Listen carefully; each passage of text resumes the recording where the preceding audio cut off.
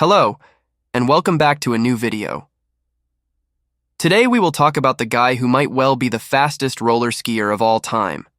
Before we start, I want to remind you about hitting the subscribe button. Who is this video about?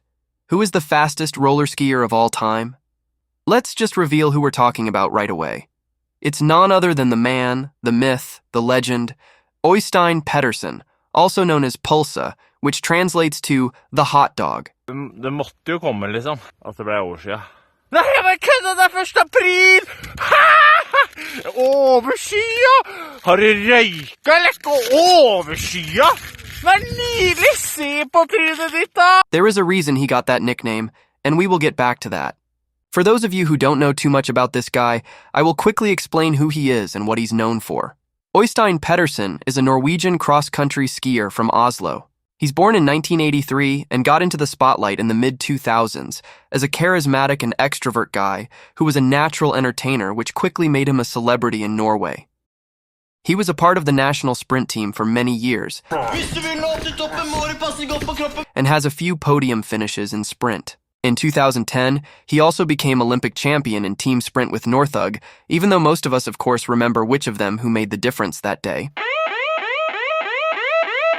In the World Championships in 2011, in his hometown Oslo, he experienced the biggest slump of his career, failing to even advance from the sprint qualification. In the following years, he didn't manage to improve any further either, and he lost his place on the national team a few years later. After that, he became a long-distance skier who competed in the ski classics before he finally retired in 2019. From 2019 to now, he's primarily known as an author, podcast host, and a motivational speaker who's helping people to bring out the best version of themselves. Og vi skal ikke ta ansvar for alle andre, men vi skal ta ansvar for hvordan vi selv da. Her hvor vi nå. Om å bygge lag og bygge kultur og skape utvikling og sånne ting. Jeg har fått lov til å jobbe med mennesker, slik at du lettere kan kanalisere hva du skal bruke din tid på for å nå dine mål. Mine foredrag. In the mid to late 2000s and early 2010s, he was far from being the best cross-country skier in the world. However, in roller skiing, he was a different beast. I don't know how many races he won, but he also got the nickname the King of Sandnes because he won the Blink Festival every year, and he has also been dominant in Toppidrettsveka, Oslo Ski Show, and other summer competitions. He was so good that even Petter Northug quoted that this guy is impossible to beat in roller skiing. It's unfortunately very hard to find video material from the old races in the 2000s, but there are a few old clips out there, like this one from 2010. Ja, det går bra der. Se på Øystein Pettersen på inneren der. Det er fransk øring på andre plass, men det er Øystein som kommer først inn her. Ja, Øystein kan ta sin 6. seier her i Sandnes. Og se på den farten! Kongen av Sandnes setter opp. Han parkerer feltet igjen!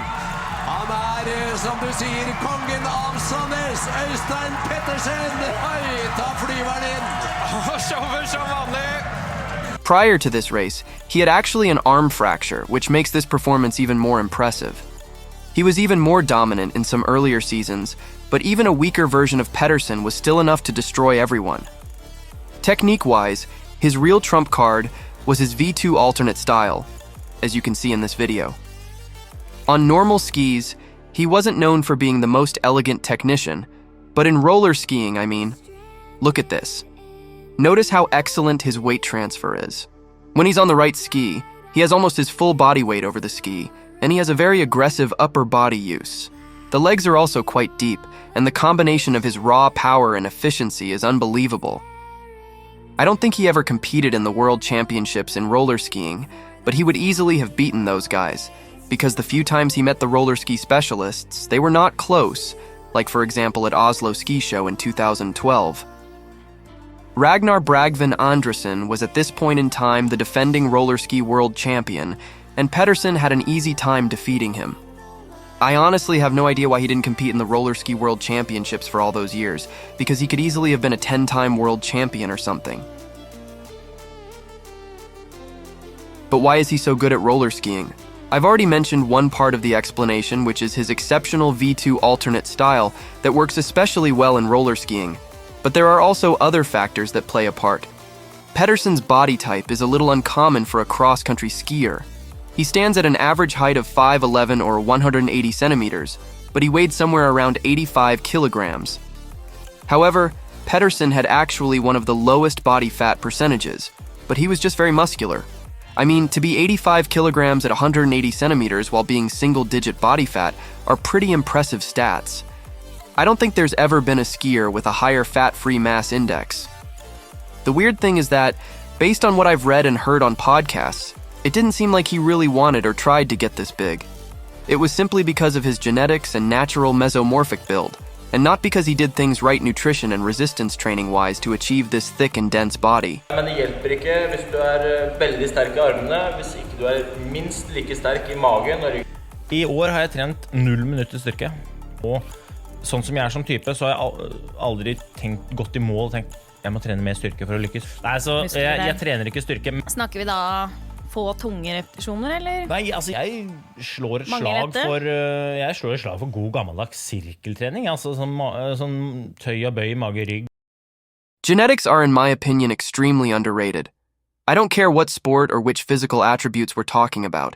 Genetics are essential no matter what.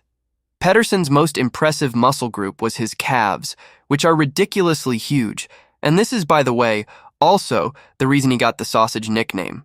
I wouldn't be surprised if they're like 50 centimeters in circumference or something. Så da vet dere det. Derav pølsa. But why does this matter? Because flat roller ski competitions are a game of absolute power, more than relative power, and a higher total muscle mass will contribute to significantly more absolute power.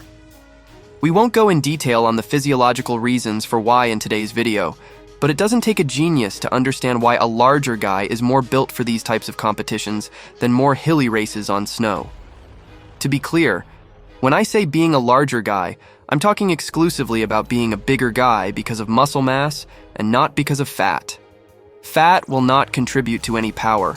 Asphalt is also a much harder surface, where you get more response and speed out of more explosive and powerful strokes and kicks compared to what you experience on snow.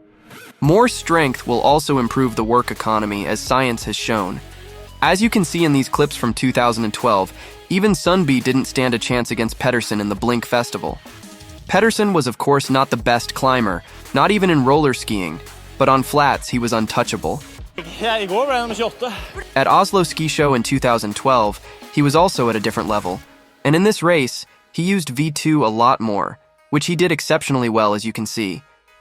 It wasn't only the V2 alternate that was better on roller skis, but the normal V2 was for some reason also much more efficient in roller skiing.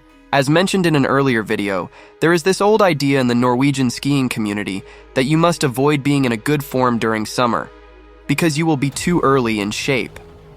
Many people told Pettersen that the reason he didn't succeed to the same degree in skiing was because his form was arriving too early every year. This was, however, not the case, and I remember one year he tried to voluntarily be in a bad shape during summer, and can you guess what happened? He just got even worse on skis, because the problem wasn't really that he was too early in shape. The problem was simply that he was a much better roller skier than skier. It's the same thing with skiers who constantly perform better in summer competitions and test races in running than what they do in real competitions in the winter. The problem is not that they're too early in shape, but it's simply that some guys just are genetically more suited and have a naturally better work economy in certain sports and are worse in others. I hope you enjoyed this story about the man who I would go as far as to name the roller ski goat. This is a really cool guy who has a lot of wisdom, and I definitely recommend checking out the stuff he posts about self-development, motivation, and performance culture. Thanks for watching, and make sure to like and subscribe. Jeg får en del spørsmål. Sånn du klarer å komme deg over dørstokkmila? Jeg har et tips til. Nå har jeg da tegnet opp en dørstokkmil her nede. Skal jeg vise deg hvordan jeg gjør. For det jeg gjør da, for å komme over dørstokkmila, det at jeg først tar den ene foten og flytter over dørstokkmila sånn, og så tar jeg den andre. Og da er jeg over, ikke sant? Det egentlig som å gå, bare at du går over dørstokken.